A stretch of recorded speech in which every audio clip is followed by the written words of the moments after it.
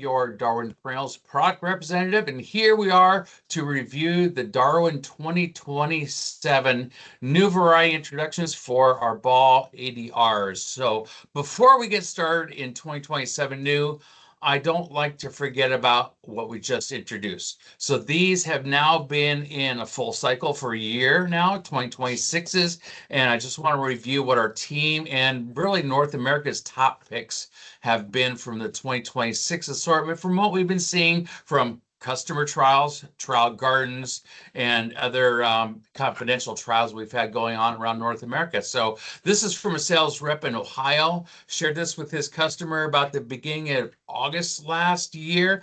This is a common, normal Brunera here. This is what Brunera generally do in the summertime. They turn black.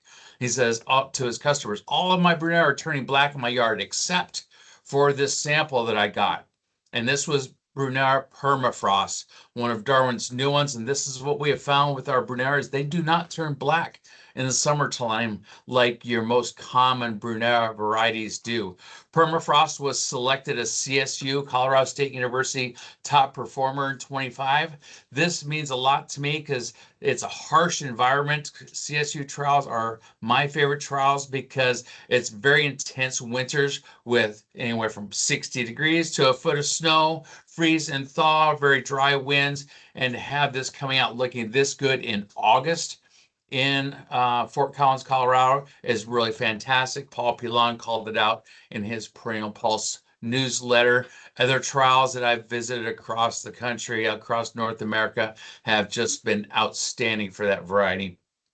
And the next one is Brunera Frost King. Super large leaves on this one, very deep veins. This is from the University of Georgia trials. Again, an August photo with absolutely perfect foliage in the hot and humid environment. And what's most notable here is they scored a perfect 5 for foliage for the season.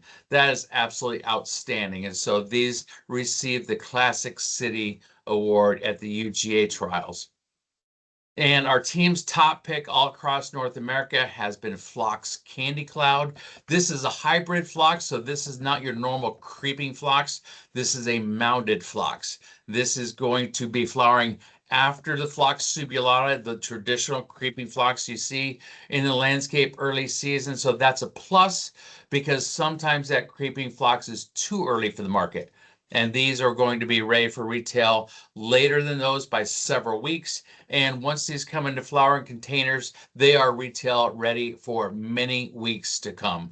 Super hardy at zone 4 here as well. We do recommend fall plant for the Phlox Candy Cloud as it does require some chill, but we're doing trials for first year flowering. So keep your eye out. We may be adding this to the first year flowering tool. 4 colors in here. The pink and the dark pink are pretty similar. They're the most compact. The blue is the only one in the collection that is fragrant also. And then the lavender, as you can see in the bottom right, is fully fall flowering as well, which is extremely unusual for this type of phlox. And then finally, our penstemon rock candies have been improved across the board. We have increased the branching. We've increased the flower size a little bit. These plants here are 1 plant per pot, 1.5 gallon container, and a single pinch. First year flowered. Absolutely amazing performance. So they're super easy for anybody to schedule first year. Anywhere from a quart to a gallon is usually what we recommend. But after I saw these in 1.5s, I don't know why that couldn't be a normal thing, but we have other collections of penstemon that are more suitable for that larger container. So I still recommend rock candies for quarts up to gallons, but then we have Summit Sweets. These are the ones I recommend for 1.5 gallon up to 2 gallon. These will not do quarts. They can do gallons, but they're best in 1.5s. These are just absolutely outstanding. Again, first year flowering, these have such strong stems, they will not break in shipping. They can stand being sit on a retail bench and have a customer pick that up, turn it sideways every which way and not have the stems break. That's what's so outstanding about these. And plus, they're zone 5 hardy, just like the rock candies. So they're one of the hardier of the penstemons, make a real statement in the garden. So with that, we'll go on to our 2027 introductions. First up is Helianthemum sunburst. Now, anybody familiar with Helianthemum? This is kind of an old school genus. It's been around for a long time, but really not a lot of new breeding has been brought into them until Darwin gets a hold of it. And so what we're doing here is we're bringing larger flowers, bolder colors, and a tidier habit to the Helianthemum. Common name here is rock rose or sun rose. So that is got some interest right there. These are spring blooming. So they have to be fall planted and overwintered. So this is cold treatment required on the sunburst. I do like these fall planted into the finished container. From a vernalized liner in the springtime, they can tend to go to flower too quickly and not get a lot of body on the plant. So I suppose it could be suitable for a quart pot from a vernalized liner, but it's definitely better when it's fall planted so you're able to get the body on the plants before cold treatment, and then something completely different for the early spring garden center. These do flower on old wood, so we cannot trim them in the springtime. So it's similar to an Iberis. You get the body on the plant in the fall, overwinter it, and get that early spring color, but these will be flowering after Iberis in the springtime. Something completely different. The market is not really accustomed to seeing this on the bench, so the plant nerds on the Darwin Perennials team are hoping this is just not a plant nerd plant. We're hoping something like this can make it to mainstream and be able to withstand and make those minimum sales numbers through Darwin, Columbia.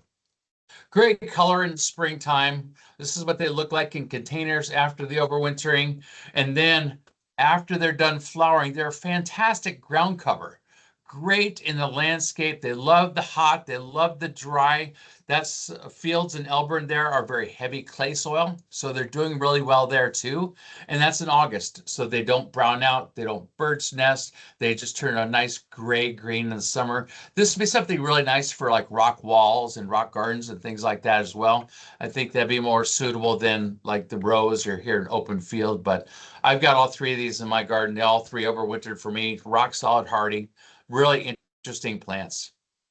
Lavender, we still have not hit the ceiling for lavender sales. They're still growing. The bulk of Darwin's breeding is in the Spanish lavenders, but we are looking to increase our English lavender assortment to complement the super blue, which has been our rock star for many years. But with the butterfly gardens, this is brand new genetics that Darwin purchased several years ago. We've had lavender Anouk collection for a long time, so this is different from Anouk, offering us different types of habits. And as we can see here, different colors. We do not have a pink like this in the assortment of the Anooks. So this is poppin' pink. And the first time we displayed this at CAST last year, first question I had was, can I schedule this for Valentine's Day? And so this was a northern grower. This is traditional Spanish lavender that we recommend fall plants, grow cold over the winter, and then early spring color. So I worked with this grower. We started at week 5. We worked our way backwards, and he's going to give it a try to see if we can have this for a Valentine's program. I think that'd be perfect. We put these on a cart with I Love You Dianthus, and there's your Valentine's program, cart program for retail. And the other one is Plum Perfect. It got that name because every place we trialed this in any numbers, every single plant was absolutely the same as the next. It was the Plum Perfect habits. And so 2 great additions, a lot more exciting stuff to come in the butterfly gardens. To round out Darwin's phlox assortment now, we are introducing Petalscape series, and the first one here will be white. Now, this is a Phlox divaricata. Again, flowers after your Phlox subulata, your creeping phlox, but before Phlox candy cloud. And so we have a nice transition for our phlox program as the season progresses. As temperatures go up, we can keep transitioning to different types of phlox, end up with that candy cloud for late spring. Then we go into our summer phlox, the paniculatas with the kapows. What's great about divaricatas here is they are highly fragrant. All of them, this is 100% divaricata, so very strongly scented, absolutely outstanding. Walk past these on a bench, they're going to end up in a cart just from the scent of these. We're starting with the white here. We have a blue diamonds and a blue velvet to come for 2028. Again, this is a mounting type of phlox. Here's what they look like in the landscape. And what we've done here is we've improved upon an older variety called May Breeze. We've got a higher flower count, tidier habit, and the same strong scent in these. Next up is Saxifraga Marto. We introduced this series a couple years ago. We added a white to this now. Saxifragas are generally like a rock garden type thing, alpine type plant. They're not a huge North American item for the landscape because they do not survive the summer heat very well, but they are one of the earliest season pot crops.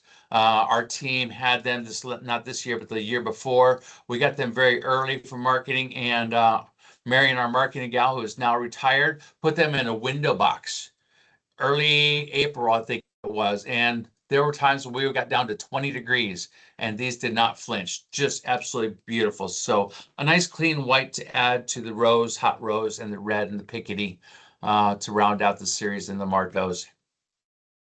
And then we had a lot of discussion on whether the market needs more heuchera. We did decide to move forward with Everglow Midnight. Everglow is now a collection name. And the first one is Midnight, and this has been getting high praises from some box store growers right now in many trials. This is a picture I took at the end of June at the Smith Garden Trials outside of Seattle. This was full sun. You can see how glossy those leaves are, how ruffled they are, and how dark they are. And that's really what we were focusing on here. There's an older variety on the market called Obsidian that had traditionally been known as being one of the darkest.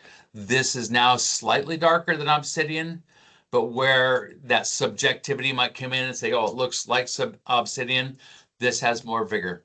This will fill out the pots faster for customers than Obsidian will. And outstanding appeal in the landscape. And then Sedum Lemon Sparkle. We dropped Yellow Diamonds, which we had a few years ago because it was getting too big and it was breaking open the landscape. And so we replaced that with Lemon Sparkle. There's a more compact selection that will now maintain that moundy, bright yellow flowering type of habits. This is, I would say, mid to later spring blooming, and it does behave itself very well in landscape, but it's just really nice bright yellow pop of color. So that is what we have from Darwin Columbia assortment for unrooted cutting supply chain. After that, new for Darwin Perennials is we are developing a bare root supply chain. Domestic and through Canada as well. So North American bare root supply chain, because number one, you've probably already heard about these Hemerocallis Dayscape. And so this is a fantastic collection of daylilies that we are introducing. There's 9 colors right now. We are evaluating more. These are coming from a breeder in Florida, and the primary focus of this breeding has been rust resistance. Years ago, daylily rust wiped out daylilies from the landscape market in the South, and now we are bringing them back with this highly rust-resistant collection here. Great attributes in here outside of that rust resistance. So northern growers aren't going to be as concerned about the rust, but what's going to be of most interest here is the continuous blooming habits. So these are going to be similar in habit like that to the Stella d'Oro, that compact yellow one that you see in landscapes everywhere. Every single McDonald's parking lot, grocery store parking lot, medians along the roads. That small, short one is almost always Stella d'Oro. It flowers, these flower very early. And again, very similar timing to Stella d'Oro as far as being early, mid-May in Chicagoland, but they also flower very late. I've got a next photo of one opening up in West Grove, Pennsylvania at the beginning of November. A daylily, normally they're blooming about this time of year and they're just now starting to fade out. Cold opening, I guess, is another big thing with the daylilies. A daylily needs temperatures generally above 55 degrees for that lily to open up in the morning. If it's too cold, those petals will stay fused together and that bud will end up aborting. And therefore, it falls on the buds below and can abort those as well. And so this cold opening is a huge attribute with these dayscapes. We'll fly through. I think the golden yellow is probably going to be the most interesting as far as the landscape goes, because that is what is primarily used with that Stella d'Oro, is that yellow color. And these were just mind-boggling in the gardens here at Ball. In our Darwin beds here, they've been overwintered 2 years now. The flower comp on them was outstanding. Coral Blaze, Scarlet Ribbon, Coral Frill, I think is probably the one that has had the most attention. So we've got solid colors, bicolors, flat petals, ruffled petals. And what's interesting about these is these are tetraploid, and you touch the petals of these, they are super thick and leathery. They're a really tough plant. They don't lend themselves to making that really large seed head. And so that just lends to more energy in the plants themselves. And then Golden Blaze, just wow. I'm so excited. I've got all these in my garden now. I've had them 1 year overwintered. I'm waiting for that second year for the body of these plants to really start filling in because they've got such exciting colors. And next up is grasses. And so I feel like Darwin's just a little bit late getting into the grass game, but there's not a lot of new grasses that have hit the market outside of those branded programs. And so now to have a nice collection like this, these are all brand new. My colleague Darren Barshaw is heading up the grass program because he used to work at Hoffman Grasses. He used to work at Walters. He knows the grass market. And he made these selections himself as unique selections, improving again upon what is out there in the marketplace already.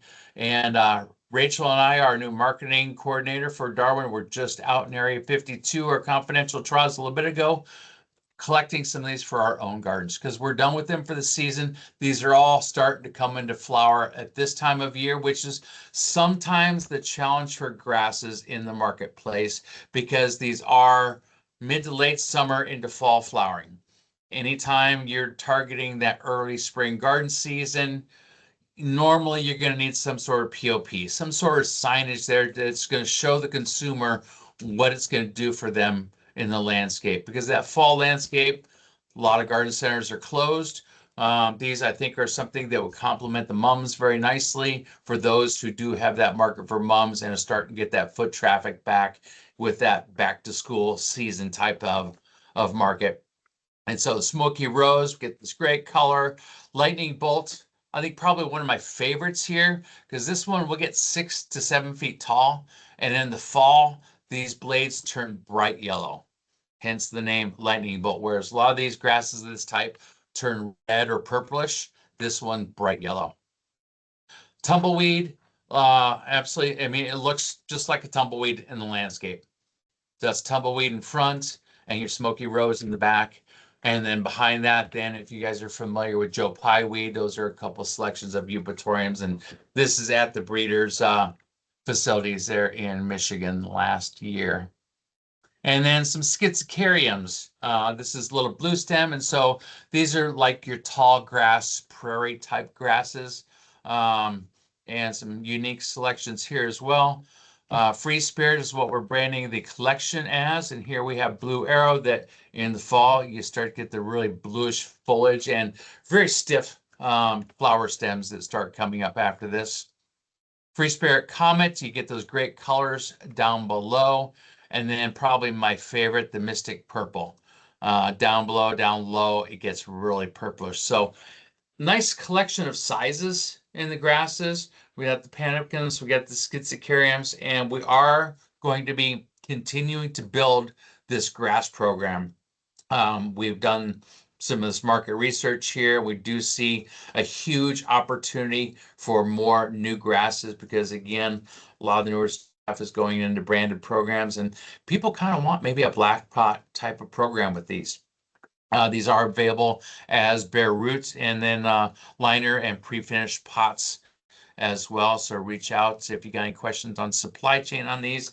Grasses generally going to go in 1.5 gallon all the way up to 3 and even 5 gallon grasses if someone would prefer.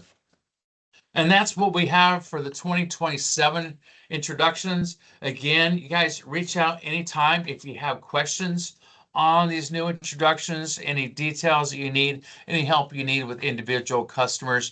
Your Darwin team, he is here to help you out. Thanks a lot and have a great day.